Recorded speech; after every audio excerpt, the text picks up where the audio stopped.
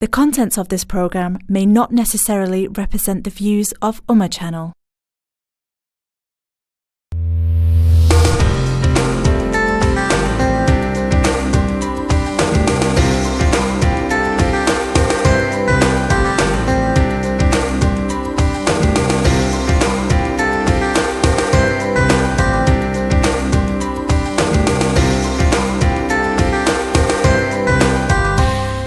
अस्सलामुअलैकुम वरहमतुल्लाहि ताला वबरकातुहु। વહાલા દર્શકો, તમે જોઈ રહ્યા છો તમારા સવાલો, તમારા પ્રશ્નો, અમારા તરફથી તમારા પ્રશ્નોના ઉત્તરો, આ ગુજરાતી કાર્યક્રમ. તેના અંદર આપણને ફોન કર્યો હતો જનાબ હાજી મોહમ્મદ નવાઝ સાહેબે. ઉર્દુમાં હતો એમનો સવાલ, એટલે આપણે ઉર્દુમાં તેમનો જવાબ પર આપીએ છીએ, કારણ કે એ અત્યારે બેઠા હશે અને બ્રેક પર જતાં પહેલાં જે વાત તે બ્રેક પછી. जी हज़रत, हाजी साहब पूछते हैं कि ज़कात की रकम जो माहाना निकलती है या देते हैं, तो उसमें जो हम देते हैं तो उसमें जो डिस्काउंट वगैरह या जो खर्च आता है वो भी ज़कात में शुमार किया जाता है या नहीं. इससे पहले जवाब इनायत फरमाया कि हम अहमद सुलेमान साहब का लंदन से फ़ोन ले लेते हैं, क्या कहते हैं. अस्सलाम वालेकुम रहमतुल्लाह. वालेकुम अस्सलाम मौलाना इद्रीस साहब અને મૌલાના યુનુસ મિસબાઈ સાહેબ, તમને સલામ પેશ કરું છું. વાલેકુમ અસલામ વરહમતુલ્લાહ. માશાઅલ્લાહ, આજે તમારું સ્વાગત છે આજના કાર્યક્રમમાં. જી, અને આજે તમારી જે ટોપિક છે તો એના વિશે આપણી મા બહેનો બિચારી બહુ શરમાઈને ફોન કરતા નથી, મને એવું લાગે છે. તો આ સવાલ તો કોઈ મારે સવાલ પૂછવો છે, તો આ સવાલ તો કોઈ આપણી બહેનો તરફથી આવવો જોઈતો હતો, પણ કોઈએ નથી કર્યો, એટલે હું કરી આપું છું. મહેરબાની તમારી. કે આપણી ઓરતો હેજની અને નિફાસની હાલતમાં કોઈ સગા સંબંધીને ત્યાં કોઈ ઇન્ટેકાલ થઈ જાય તો તે સમયે જતા હોતા નથી. તો એ જ ઓરતને પોતાના ઘરમાં તે હાલતમાં કોઈનો ઇન્ટેકાલ થાય તો તે દરમિયાન શું કરવું તે વિશે જરા ખુલાસાવાર જણાવશો. અને સવાલ નંબર 2 મારો એ છે કે સુવાવરવાળી ઓરત મોત મૈયતવાળા પોતાના સગાના ઘેર પણ જતા નથી, તો એ વિશે ઇન્ટેકાલના ઇસ્લામના હુકમ પ્રમાણે થોડો ખુલાસો બતલાવજો. ઠીક. માશાઅલ્લાહ, બહુ સારો પ્રોગ્રામ થઈ રહ્યો છે ને અલ્લાહ તાલા તમને આનો અજર આપે. આમીન, અલ્લાહુમ્મા આમીન. ओके, तो दुआ में याद करो. जज़ाकल्लाह खैर फिदान. अस्सलाम वालेकुम वरहमतुल्लाहि ताला वबरकातुहू. हाँ, तो जो उन्होंने सवाल किया था कि ज़कात के पहुँचाने में जो खर्च दरमियान में होते हैं उन अखराजात को भी ज़कात के साथ में शामिल किया जाए और उसको भी काउंट किया जाए या न किया जाए. तो ज़कात का माल उसका मालिक उसके लायक आदमी को, यानी जिसको मसारिफ़ ज़कात कहते हैं, यानी फ़कीर को मालिक बनाना ज़रूरी है. उसके दरमियान में उस तक ज़कात का माल पहुँचाने में दरमियान में कोई भी खर्च आएगा वो खर्च ज़कात में शामिल नहीं किया जा सकता है. इसलिए कि मालिकी जिसमें होती है, जब तक मालिकी न हो जाए वहाँ तक ज़कात अदा नहीं होती है. और ये खर्च जो वो किसी भी जगह जैसे बैंक से भेज रहे हैं और बैंक वाले को जो देना पड़ता है, तो वो पैसा फ़कीर तक तो पहुँचा नहीं है. फ़कीर की मालिकी में जो आएगा तो काउंट नहीं होगा. नहीं, जो फ़कीर की मालिकी में जाएगा उतना ही काउंट हो सकता. उसके अलावा दरमियान में कोई भी खर्च आएगा तो उसको ज़कात में शामिल नहीं किया जा सकता. सही. तो मुझे उम्मीद है कि आपने हाजी साहब समझ लिया होगा. जो भी इसका आपके पैसे पहुंचाने में खर्च आता है वो ज़कात में शुमार नहीं किया जाता, वो खर्चा आपकी पॉकेट मनी. हाजी દાઉદ સાહેબ પ્રેસ્ટનથી તમારું સ્વાગત છે આજના કાર્યક્રમમાં. જી, સલામ વાલેકુમ બંને મૌલાનાને. વાલેકુમ સલામ વરહમતુલ્લાહ. તમે મસ્જિદમાં 5 ટાઈમની નમાઝ પડતા હોય ઇમામની પાછળ, અને તે જ ઇમામનું મસ્જિદની બહાર યા મસ્જિદની કોઈ ખૂણામાં જઈને ગીબતની વાતો કરવી, તો નમાઝ તો તે નમાઝીનું નમાઝ પડવા તેની નમાઝનું શું, તેના વિશે જવાબ આપશો જરા. અચ્છા, બીજું કઈ સમજી ગયો બાબુ? સમજી ગયો. બીજો કોઈ સવાલ? બસ દુઆમાં યાદ રાખશો. ઇન્શાઅલ્લાહ જરૂર. તમે પણ દુઆ કરતા રહેશો, પ્રોગ્રામ જોતા રહેશો. ઇન્શાઅલ્લાહ તમારા સવાલનો જવાબ જરૂર મળશે ઇન્શાઅલ્લાહ. સારું સારું, ઓકે. ઓકે, અલ્લાહ હાફિઝ વે અમાનિલ્લાહ. તો આપણે આપણો જે ટોપિક છે તેના જ વિશે હાજી અહમદભાઈ સુલેમાને જે સવાલ કર્યો તેને પર આપણે છેડી જ દઈએ તો જવાબ છેડાય. હાજી સાહેબ લંડનથી જાણવા માગે છે કે હેઝ અને નિફાસવાળી औरत અગર તેના સગા સંબંધીઓમાં યા સ્ટ્રીટમાં મોહલ્લામાં કોઈનો ઇન્તેકાલ થઈ જાય તો તેવી औरत જતી નથી, તો એને જવું જોઈએ યા ના જવું જોઈએ?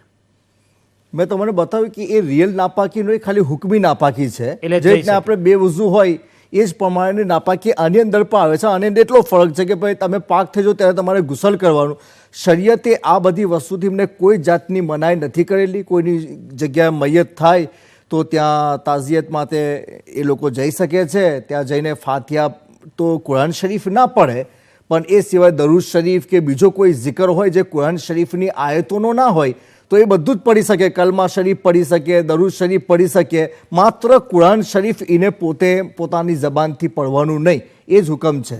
આપણી સાથે નદીમભાઈ ગ્લાસગોથી છે, આપણે એમનું સ્વાગત કરીએ છીએ. अस्सलाम वालेकुम रहमतुल्लाहि ताला वबरकातुहू. अस्सलाम वालेकुम, मैं उर्दू में बात करूंगा. अच्छा, आपको खुश आमदेद कहते हैं आज के प्रोग्राम में. हमने आपको जो है गुजराती में खुश आमदेद कह दी है मगर आप नहीं समझ पाए हैं, कोई बात नहीं. चले, मैंने दो सवाल करने. एक तो पहला ये है कि अगर किसी आदमी ने 4-5 साल से ज़कात ना दी हो और उसे सही अंदाज़ा ना हो कि उसके पास निसाब का माल कितना है तो वो ज़कात कैसे दे. अच्छा. और दूसरा सवाल ये है कि मेरा एक गैर मुस्लिम दोस्त है, वो मुसलमान होना चाहता है लेकिन उसके लिए प्रॉब्लम है. प्रॉब्लम ये है कि उसने पहले तो कई सारी किताबें शिया, सुन्नी, वहाबी, देवबंदी, मिर्ज़ई सब की पढ़ी और इसके बाद वो डिफरेंट टीवी चैनल देखता है. वो हिंदू है और उर्दू समझता है. अब वो हमसे ये सवाल करता है कि यार ये सब जितने भी चैनल हैं ये एक दूसरे के खिलाफ बातें करते हैं. वो कहता है वो सही है, वो कहता है वो सही है. उसकी समझ में ये नहीं आ रहा कि वो किसको सही समझे और किसके हाथ पे इस्लाम कबूल करे. सुभान अल्लाह. तो उसको हम क्या एडवाइस दें? हम तो उसके सामने लाजवाब हो जाते हैं. कोई बात नहीं हाजी साहब, मैं आपको इसका सीधा सा रास्ता बताता हूँ. जी जी. उसको आप ये नसीहत करें कि वो ज़्यादातर जो है ना उम्मा चैनल को देखें. जी. उम्मा चैनल इस्लाम की सही तर्जुमानी कर रहा है इंशाल्लाह और इश्क़ रसूल ही का दर्स देता है. जी जी, बेहतर. तो इंशाअल्लाह उनको बोलें कि आप उम्मा चैनल के अलावा कोई दूसरा चैनल न देखें और दूसरे उसकी तरफ न जाएं. और अगर आपको मुसलमान होना है, अगर आपने देखा होगा तो हमारे उम्मा चैनल के ज़रिए अल्हम्दुलिल्लाह कई ऐसे गैर मुस्लिम थे, उन्होंने इस्लाम कबूल किया. उम्मा चैनल के ऊपर वो दिखाया भी था. तो अगर वो आप अच्छा ही होगा अगर यहाँ आप उनको ले आएँ तो यहाँ ला करके उनको उम्मा चैनल के कैमरे के सामने उनको इस्लाम की दावत भी पेश की जाएगी. ये किस जगह पे हैं आप? ब्रैडफोर्ड ये में? ब्लैकबर्न में है. अच्छा, ब्लैकबर्न में है. जी. कभी अगर ऐसा हो तो इधर तशरीफ़ ले आएँ, अगर आपका कोई काम हो, कोई रिश्तेदार वगैरह हो, मुलाकात हो तो इस घर से इस बहाने तशरीफ़ ले आएँ तो बड़ी नवाजिश होगी. इंशाल्लाह आपके लिए एहतमाम किया जाएगा. और जो नंबर है उस नंबर के ऊपर आप अपना आने से पहले सारा तारुफ भी करवा दें, पता भी दे दें, तो इंशाल्लाह ताला आपसे रब्ता भी किया जाएगा जो वक्त मुनासिब होगा. और मेरा जो ठीक है भाई, बहुत शुक्रिया. तो मेरा जो सवाल था वो दूसरा ज़कात वाला, उसका जवाब भी. हाँ ज़रूर, आपके सवाल का जवाब इंशाल्लाह आपकी खिदमत में पेश किया जाएगा. बहुत शुक्रिया. अस्सलाम बहुत वालेकुम. शुक्रिया, मेहरबानी. वालेकुम अस्सलाम वरहमतुल्लाह. તો હઝરત આપણે અહમદભાઈ સુલેમાને આ ફોન પહેલાં જે સવાલ કર્યો એનો જવાબ તમે આપી દીધો.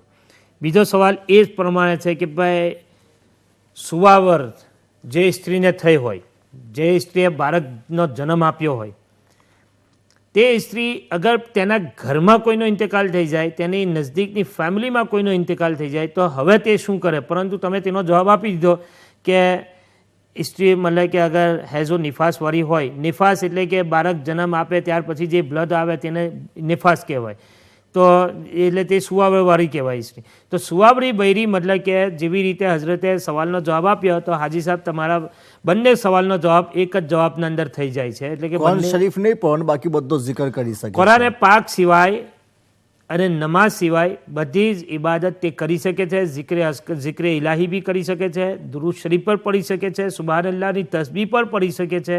ખાલી એટલું છે કે તે ઓરત કુરાન નથી પઢી શકતી, કુરાન પકડી શકતી નથી અને નમાઝ નથી પઢી શકતી. તો મને આશા છે કે તમે આ સવાલનો જવાબ સારી રીતે સમજી ગયા હશો. એની સાથે નદીમભાઈએ ગ્લાસગોથી આપણને જે સવાલ પૂછે તેના વિશે પણ બતાવી આપું. પહેલાં તો આપણે જનાબ દાઉદભાઈ પ્રેસ્ટનથી જે સવાલ કર્યો તેનો જવાબ પણ આપણે આપી દઈએ એમને, તાકે એ પણ બેઠા હશે, અને ત્યાર પછી નદીમભાઈનો સવાલ આપણે ચર્ચા કરીએ તો એ વધારે બહેતર રહેશે. દાઉદભાઈ પૂછે છે કે કોઈ માણસ મસ્જિદના ઇમામની પાછળ 5 ટાઈમની નમાઝ 5 જમાતની સાથે પડે છે અને 5 નમાઝ પડ્યા પછી પણ તે મસ્જિદમાં કોઈ ખૂણામાં યા બહાર, મસ્જિદની બહાર યા સ્ટ્રીટમાં ગમે તે 4-5 ભેગા થાય તે ઇમામની ગીબત કરે, બુરાઈ તેની શરૂ કરે, તો શું તેરી નમાઝ? ગીબત કરવી કોઈ પણ મુસલમાનની હોય હરામ છે ઇસ્લામમાં, અને તો કુરાન શરીફથી સાબિત છે કે લા યગતબ બાદુકુમ બાદા, કે એકબીજાની ગીબત ના કરો. એટલે ગીબત તો કુરાનથી હરામ છે. હવે પછી એ ગીબત એના સગીરા ગુનાહમાં હોય કે કબીરા ગુનાહમાં હોય, બધાને હરામ છે. પણ જો એ ગીબત કરવાવાળો એ ઇમામના ગુનાહે કબીરાને ગણાવતો હોય કે જેને લઈને એ ફાસિક બની જાય, તો પછી એ ઇમામને જ્યારે પોતે ફાસિક સમજી રહેલો છે તો એ ફાસિકની પાછળ જો નમાઝ પડતો હોય તો એની નમાઝ મકરૂહે તહરીમી છે.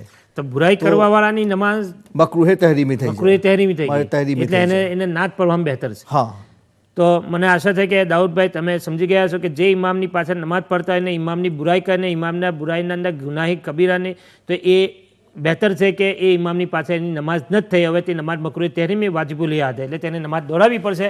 તો એની પર આપણે ચર્ચા કરીશું, પરંતુ આપણી સાથે વલીભાઈ પ્રેસ્ટનથી મોજૂદ છે, એમનો આપણે સવાલ લઈએ. અસ્સલામુ અલૈકુમ વરહમતુલ્લાહિ તાલા વબરકાતુહુ. વાલેકુમ અસ્સલામ વરહમતુલ્લાહ. આજના કાર્યક્રમમાં તમારું સ્વાગત છે, અને સવાલ હોય તો બતાવી આપો. અમારો સવાલ એ છે કે હાફિઝ સાબિતી સાહેબ, તમે અત્યારે ચેનલ પર એવું કહ્યું કે ઉમ્મા ચેનલ જે ભાઈ મુસ્લિમ બનવાનું કહે છે કે તમે જોયા કરો, બીજી બધી ચેનલો ના જોવો, તો એવી ચેનલો તમે નૂર ટીવી પણ જોઈએ છે.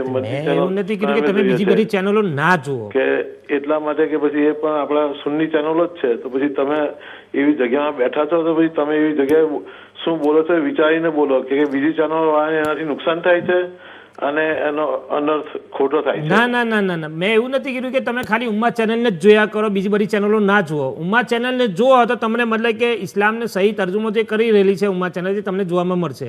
બીજી બધી ચેનલો પણ છે, મદની ચેનલ છે, નૂર ટીવી છે, બીજી બધી ચેનલો પણ છે, એને કંઈ જોવાનો કોઈનો ઇનકાર નથી. તો દરેક માણસ પોતાની મરજી પ્રમાણે જોઈ શકે છે. હા, એટલે કે તમે એવી જગ્યામાં બેઠા છો અને તમે એ ટાઈમના સવાલ. શુક્રિયા, તમે મારી ઇસ્લાહ કરવાની કોશિશ કરી. અલ્લાહ પાક તમને જઝાએ ખૈર અતા ફરમાવે. તમારો આભારી જ છું કે તમે ફોન કરીને જે વાત મને કહેવી જોઈએ તે કીધી. તમે અમને કોઈ માઇન્ડ નથી, કંઈ વાંધો નથી, તમારો કહેવાનો હક છે અને કહી શકો છો. તમને અગર એવું લાગે કે આ ખોટું છે તો કહી શકો છો. ઇન્શાલ્લાહ અમે એ વાતને સુધારી લઈશું. તમારો આભારી જ છું, અને આપણે બ્રેક લઈએ. બ્રેક પછી ઇન્શાલ્લાહ મળીશું. અસ્સલામુ અલૈકુમ વરહમતુલ્લાહિ તાલા વબરકાતુહુ.